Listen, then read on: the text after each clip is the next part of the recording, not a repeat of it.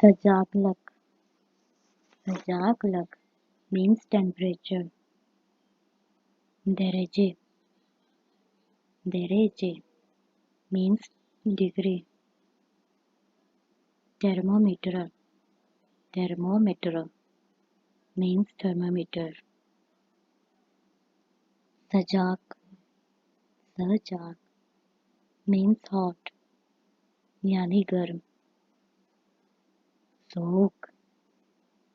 सोक means cold यानी ठंड.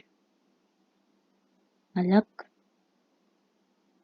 हफीफ सजाक means warm यानी हल्का गर्म.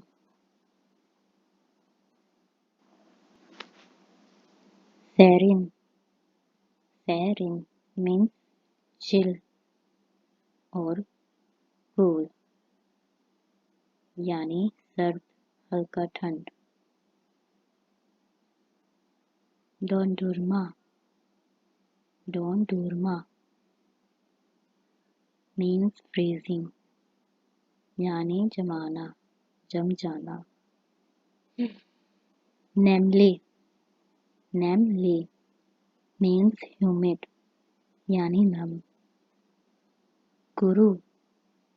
Kuru means dry यानी सूखा खुश्क.